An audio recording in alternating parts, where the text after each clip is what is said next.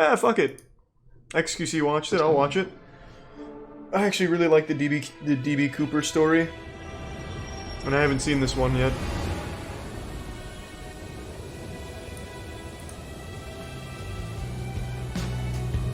Hey, Theresa, Rick in the Prime, Gregory, and Mustard.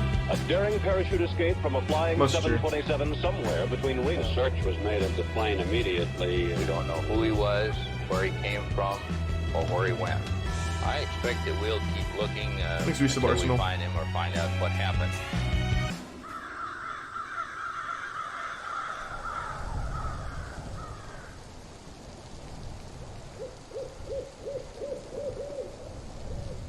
I love the idea that a YouTuber, like, actually solves one of these things. I'm assuming he doesn't, right? But maybe he does, I don't know. In the afternoon of November the 24th, 1971, a middle-aged man carrying a briefcase walked into Portland International Airport and purchased a one-way ticket to Seattle, Washington. Different place, Hyper. The man identified himself as Dan Cooper, and along with 36 other passengers and a crew of 6, he soon boarded Northwest Airlines Flight 305. Once aboard, Cooper made himself comfortable in the middle of the last row of seats on the right side of the cabin. He ordered a drink and had a smoke, because this was the 70s. Once the flight was cleared for departure, Cooper turned around and handed an envelope to flight attendant Florence Schaffner. Inside the envelope was a note featuring a handwritten message stating he had a bomb. Schaffner reluctantly sat down beside him and glimpsed what appeared to be Christ, this story's so dynamite fucking wild. inside his briefcase. Cooper's demands were quite simple. He wanted $200,000 in cash and 4 parachutes. He also demanded a fuel truck to stand ready to refuel the aircraft once they landed in Seattle. Should they fail to comply with his demands, he threatened to, quote, do the job. Once the flight was airborne, Schaffner went to inform the cockpit crew while another This was in like the flight 60s, so attendant by the name of 200k back Mucklow then was remained by nuts. Cooper's side. By using a telephone in the rear of the cabin, Mucklow acted as an intermediary between Cooper and the rest of the flight crew. They're 70s, whatever, still a ton. For the next hour and a half, Flight 305 maintained a holding pattern near Seattle, while local and federal authorities scrambled to procure the ransom as well as the 4 parachutes. 10,000 $20 bills were collected from a local bank, while the owner of a nearby skydiving school supplied the chutes. At 5:45 p.m., more than 2 hours past its scheduled arrival, Flight 305 finally touched down in Seattle. By this point, it was well after sunset, and the aircraft was brought to a remote section of the tarmac. Once the flight came to a stop, both the ransom and the parachutes were handed over to Mucklow, who then brought them back aboard. In exchange, how many people Cooper were on board the permitted 2 of plane? the flight attendants, as well as all the passengers, to disembark, many of whom had not yet realized the flight had been hijacked. 36, With the 60? ransom paid and only 36, 4 crew okay. members remaining on board, Cooper told Mucklow to inform the captain that he wanted to fly to Mexico City.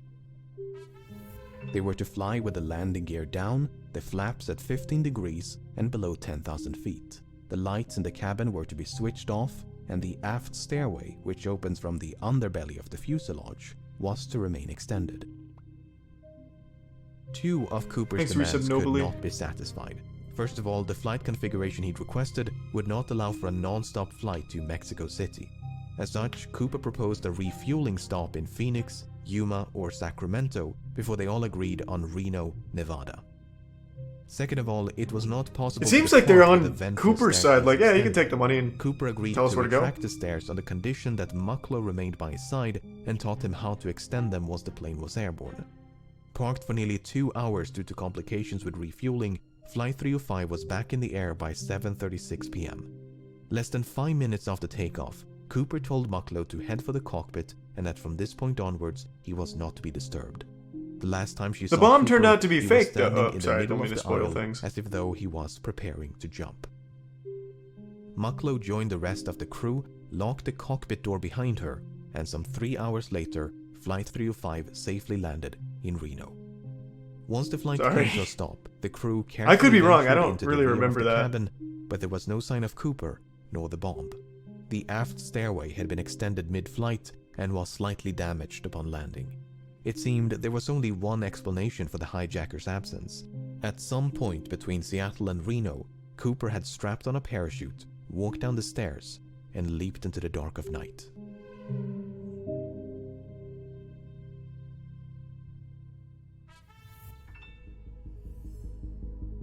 Thanks, Resub beat on.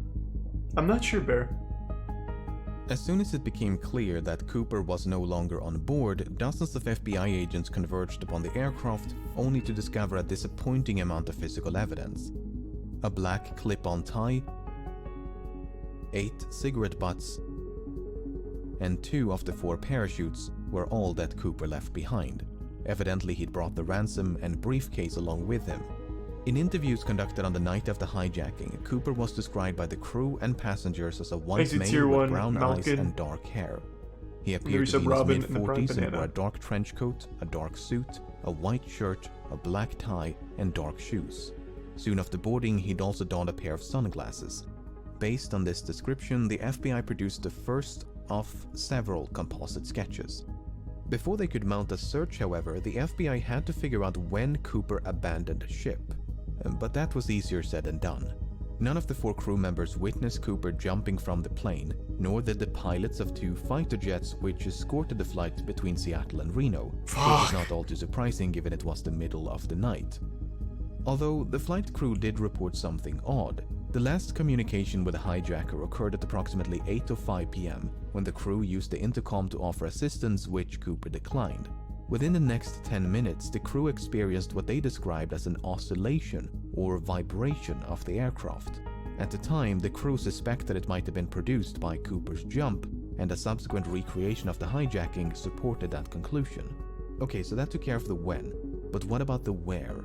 While Cooper was very explicit about the flight's configuration and destination, he never specified any kind of route. In fact, Cooper grew so impatient with the slow refueling in Seattle that he dismissed the captain's request to file a flight plan and simply told him to, quote, get the show on the road. As such, the captain chose to fly along an airway known as Victor 23 without any input from Cooper. By using Victor 23 as a guide, authorities estimated the most probable location of the flight at the approximated time of the jump was about 40 kilometers north of Portland. And so, at the break of dawn, the FBI mounted an impressive search operation using helicopters, airplanes, and ground troops. The problem was, even if the estimated bailout point was accurate, Cooper's eventual landing or drop zone was far more difficult to pinpoint. The it's so cool! This guy's like an actual Galaxy Brain anime villain. By a dense forest, so it was truly like finding a needle in a haystack. Apart from the difficult terrain, the search was further complicated by low temperatures and inclement weather, which persisted for days. Despite their best efforts, authorities never managed to find a single trace of Cooper, nor the items he brought along with him.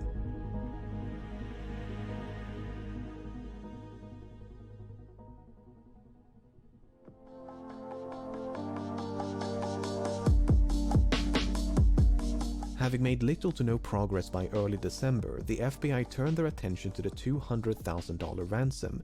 The money had been collected from the Seattle First National Bank, which maintained a ransom package of $250,000 just for such an occasion.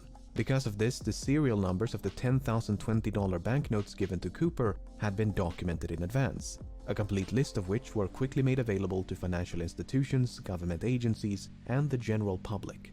The intention was to make it as difficult as possible for Cooper to spend his money.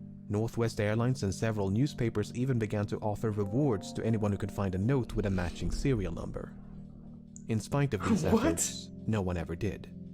That is until nearly a decade later. In early 1980, a young boy named Brian Ingram was building a campfire on a small beach in southern Washington. As he was digging into the sand, Ingram discovered 3 bundles of cash totaling $5,880. Having heard about the infamous skyjacking, Ingram's parents brought the severely degraded bundles to the FBI. The notes were promptly inspected, and sure enough, the serial numbers matched those of the ransom. Fuck! Big fine, Brian!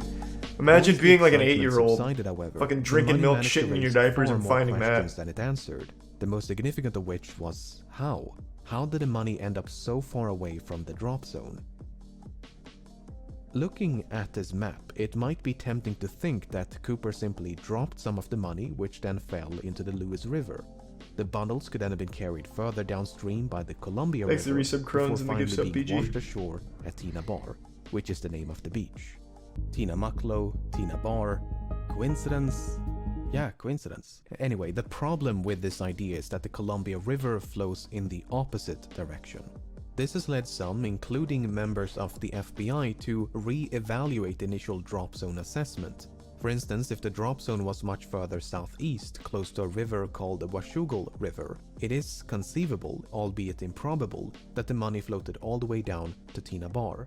Alternatively, the bundles may have simply landed on the beach if the flight path was further to the west. Even so, natural explanations struggle to explain how three independent, potentially free-falling and/or free-floating bundles of cash ended up at the exact same place on the same beach. To complicate matters, sediment from the riverbed was excavated and dumped onto Tina Bar as part of a dredging operation in 1974. And according to one analysis, the money was discovered above this layer of sediment.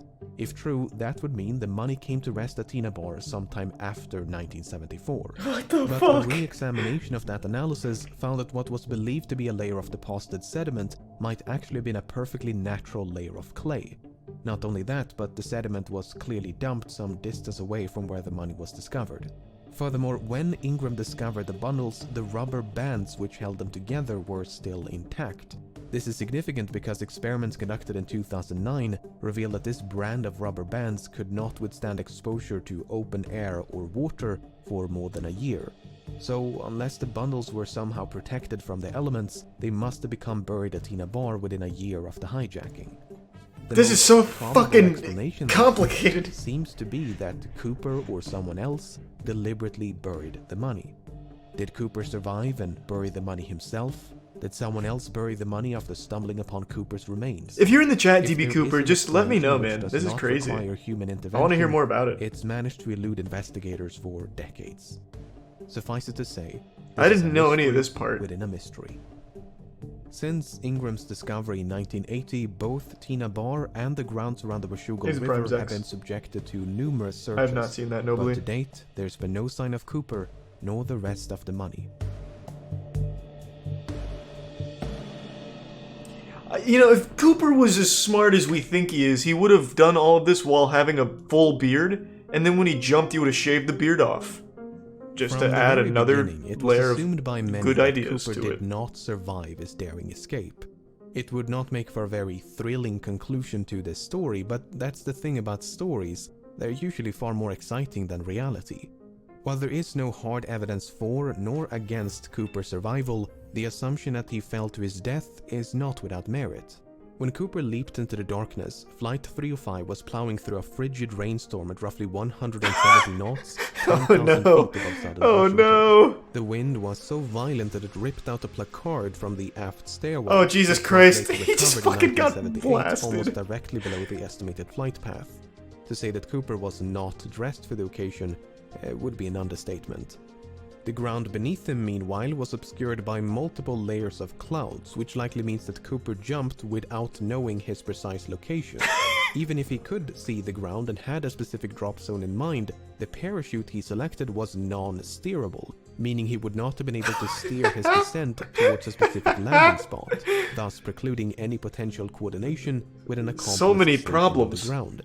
He also While forgot to Cooper account for the expressed dragons some that hover over familiarity with Portland, Oregon. parachutes, his actual competence level is up for debate. And also, on It's that widely night, there was a believed that javelin Cooper tossing demanded competition. 2 pairs of parachutes, 2 primary and 2 reserve, to make the authorities believe that he intended to take a hostage. That is precisely what happened, as the FBI contemplated, but eventually decided against sabotaging the chutes as they did not want to risk the life of an innocent civilian. But in their haste to obtain them, they unintentionally provided Cooper with a non-functional dummy chute intended for training purposes. This mishap seems to have gone unnoticed by Cooper because that dummy chute was one of the 2 missing from the plane. Not only that, but Cooper chose the older and technically inferior parachute out of the 2 primary chutes provided. Nice. So in both cases, it seems like Cooper made the worst possible choice.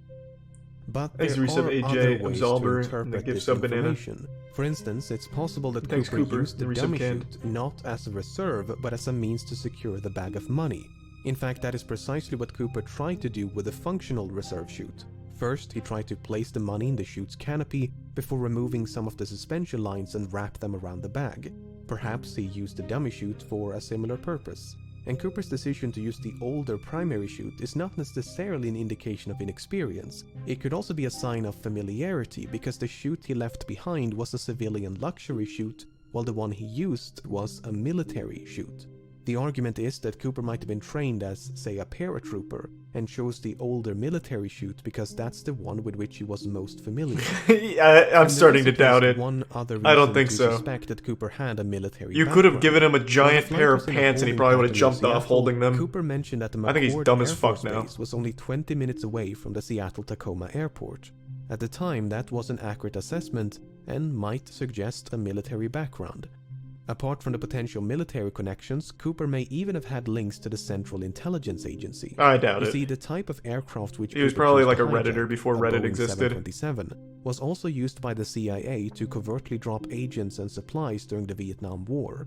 A task for which the Boeing 727 was uniquely qualified due to its distinctive aft stairway. So it's fairly safe to assume that Cooper chose to hijack a Boeing 727 specifically because it provided a relatively safe means of escape. Whether he learned of this from the CIA or came to that conclusion independently is another question. Sugar Daddy.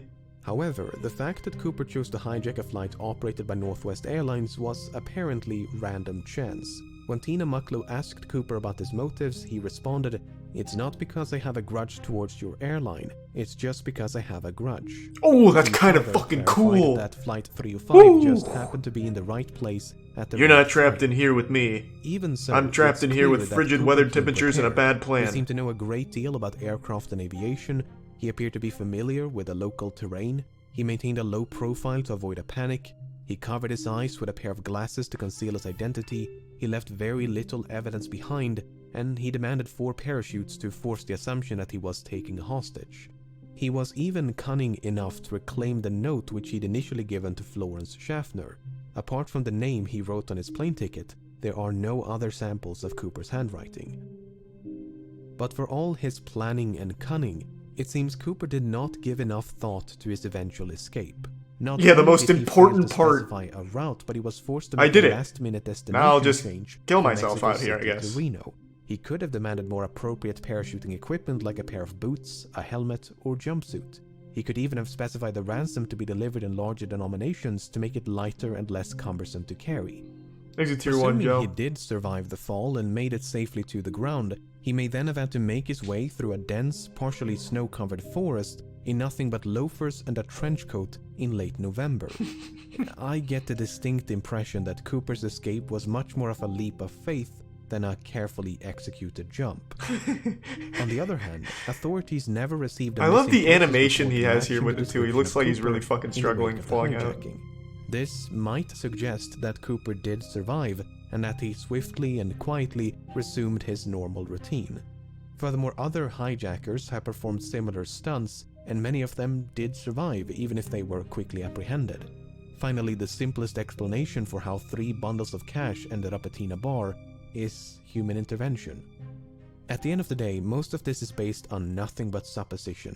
Without any concrete evidence of Cooper's demise, it leaves the door wide open to the far more exciting proposition that he did, in fact, survive. Nah, I've now been convinced that he was a fucking idiot. There's no chance. This man dove off in the middle of the night in the worst possible conditions. He should have. It's like he jumped into a volcano. Among them was he would have had a higher man chance of surviving with that. Initials DB and surname Cooper. This Cooper was quickly eliminated as a suspect, but due to a mix-up by the press, the name Dan Cooper was confused for DB Cooper, and the rest is history. While Dan Cooper is most likely a pseudonym, there is a comic book series of the same name. The comic is written in French and centers around a Canadian pilot named Dan Cooper. While the comic was not translated into English nor sold in the United States before 1971, it was available in Canada, which has a large French-speaking population. Given that American and Canadian accents can be difficult to Tier 1 distinguish, MD wall. it's possible that Cooper, who was described as having no discernible accent, was a bilingual Canadian. This might even be supported by something that Cooper might have said. You see, when the captain relayed Cooper's demands to air traffic control, he used the phrase negotiable American currency.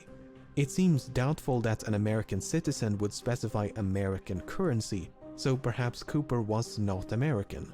The problem is, we don't know if this is a direct quote from Cooper or paraphrasing by the captain.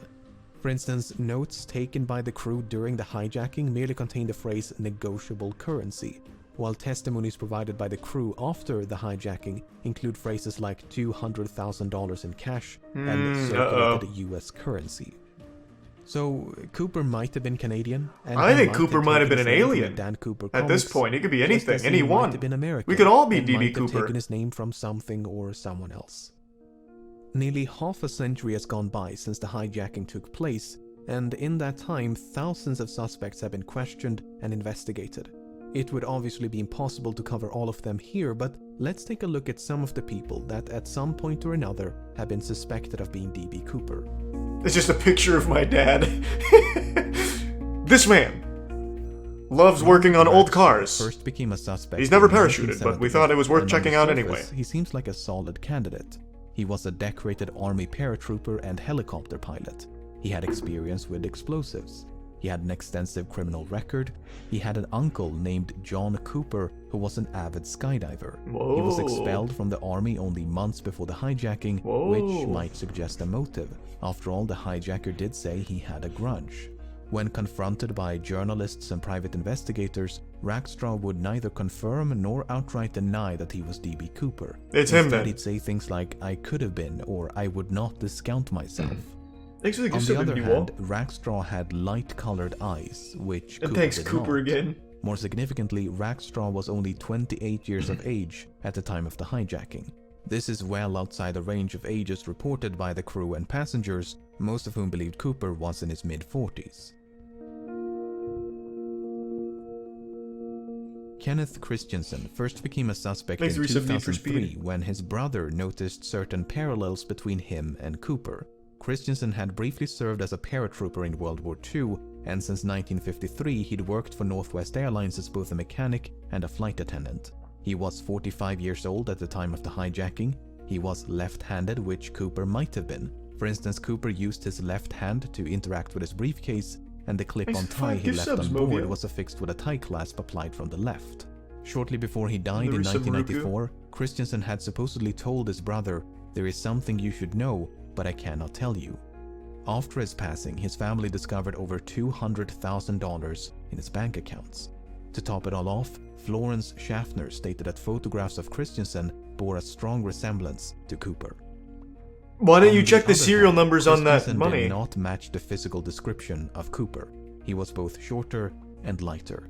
While Schaffner did see a strong resemblance, she remarked that Cooper had more hair, and that is supported by the composite sketches.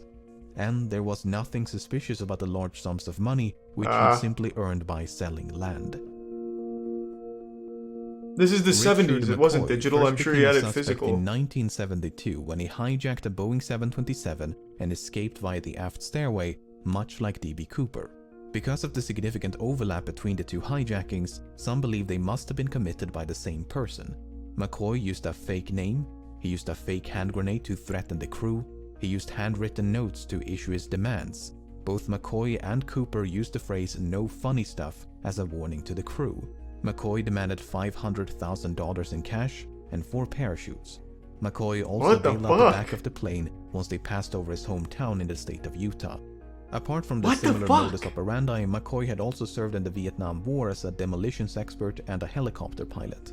McCoy did actually survive the fall and managed to evade authorities for 2 full days before he was apprehended and sentenced to 45 years in prison.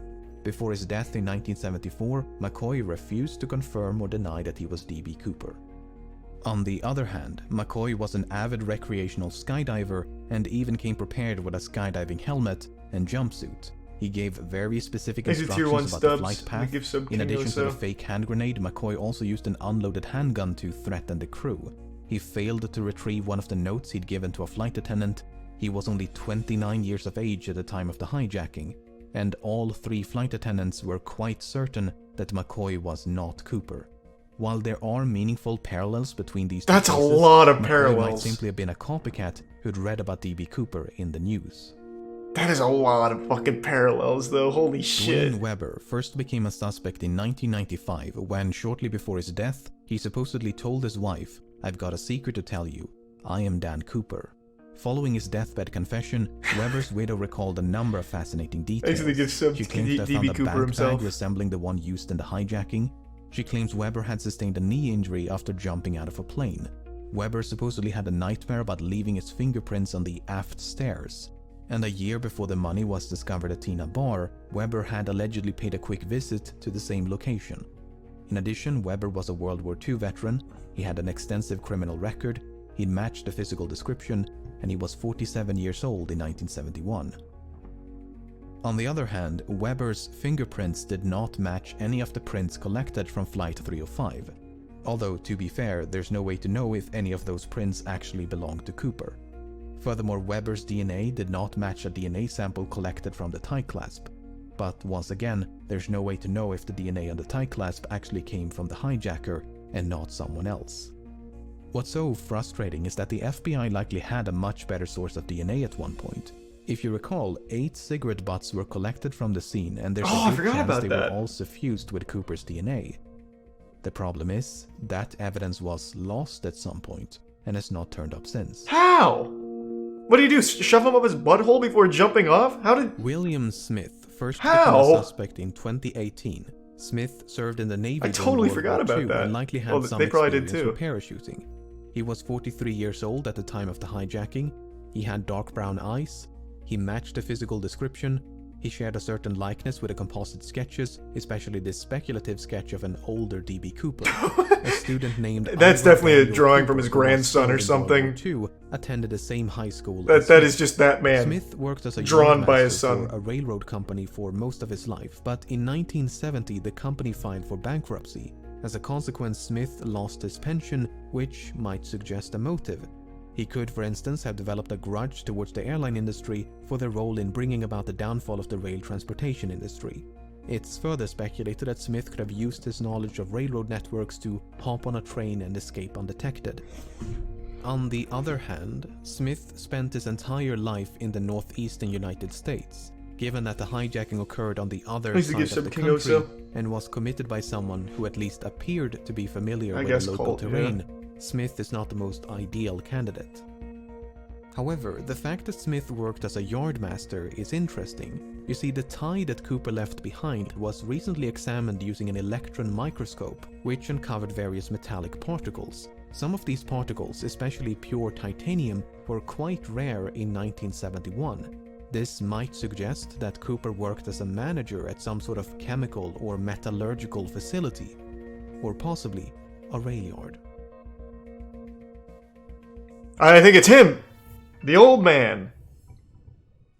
If nothing else, I hope this limited selection of suspects illustrates just how difficult it is to be certain when you have so little evidence to work with. Yeah, that was fucking fascinating. These 5 individuals look nothing alike, yet any one of them could be D.B. Cooper.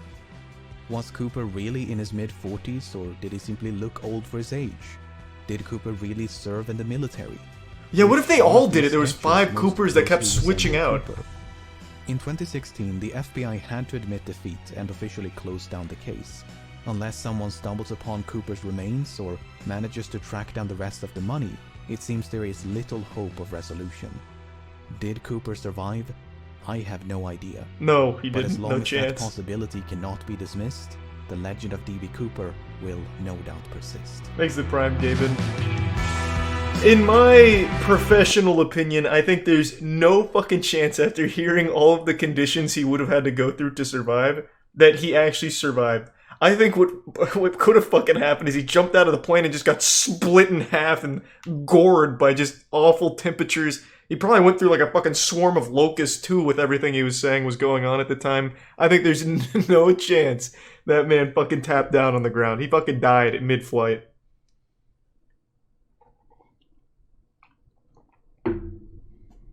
I had no idea the conditions were that bad when he made the jump. I didn't know half of this shit, actually. I only knew the general overview. Thanks the Prime, Blammo. What a great watch. I can't believe I haven't seen that one. I know what Chubby Emu is. Fuck, is there any new DB Cooper info now? Now I'm so glued. We have so much technology now, we should be able to recreate the entire history of that tie that DB Cooper left behind. We should be able to take that tie, put it in my fucking hard drive, and be able to see the entire manufacturing process and who owned the tie all the way up until it was on the plane.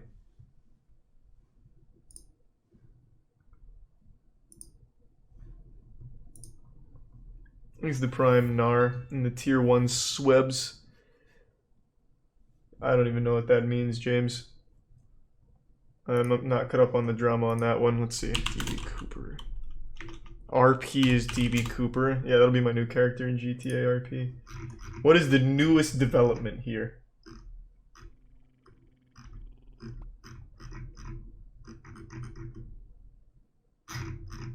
This video was in 2020, so do we have any startling new intel in 2021? Shit.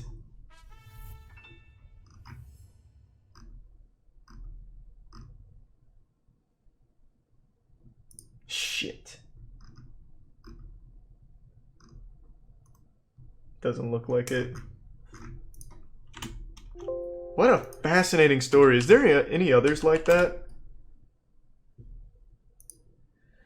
DB Cooper, flight attendant Tina Mucklow as the key to mysterious skyjacking, but does her story hold the answers? Cicada 3011's not terrible. And it's not 3011, isn't it? 3301? Yeah, it's 3301. I'm built differently. I'm built differently.